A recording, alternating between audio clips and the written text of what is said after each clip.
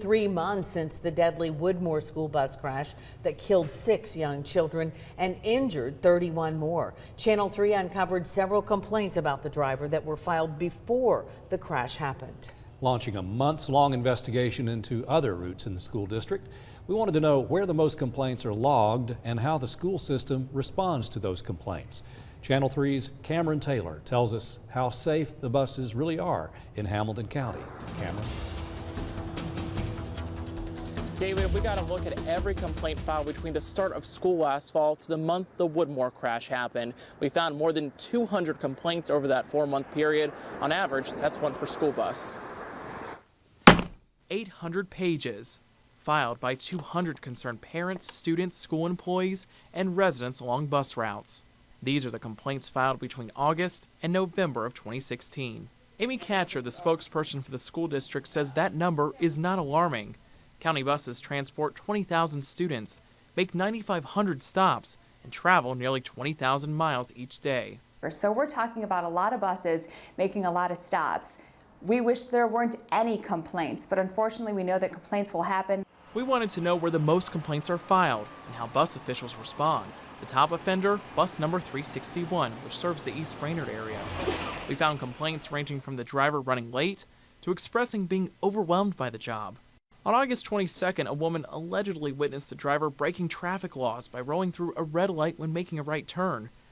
Hamilton County's transportation director, Ben Coulter, said he'd look into this, but there's no record of corrective measures. Bus 366, the one involved in the Woodmore bus crash, also logged 10 complaints.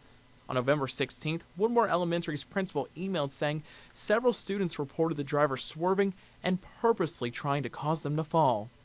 In this case, Coulter asked Durham to pull bus video to investigate the claim. Bus 379, which transports Red Bank students, came in third with 7 complaints, ranging from overcrowding concerns to unsafe driving. On September 8th, the principal from Red Bank Middle School told the transportation director about students reporting the driver slammed the brakes and may have had his cell phone out. Coulter also forwarded that concern to Durham. We take every complaint we receive very seriously. You've got to remember, a complaint is an allegation, and a lot of times an investigation must be completed. We followed bus 361, which tied for the most complaints, to talk with parents along the route, including this mom of a 7-year-old at East Brainerd Elementary. If it was an option, my daughter would not even be on that bus. Keisha Wilson says she voiced concerns about her daughter's bus driver speeding and not arriving on time in November. I just couldn't imagine, if something was to happen to my child just because someone's not taking their job seriously.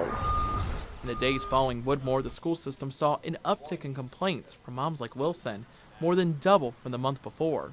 Folks are being vigilant, and maybe before they wouldn't say anything, now they are. Catcher says the district weighs all complaints the same. There is no ranking system. The county defers to Durham to take action against drivers, and that is where the paper trail ends. Catcher says for the school system or Durham to look into an issue, it has to be reported.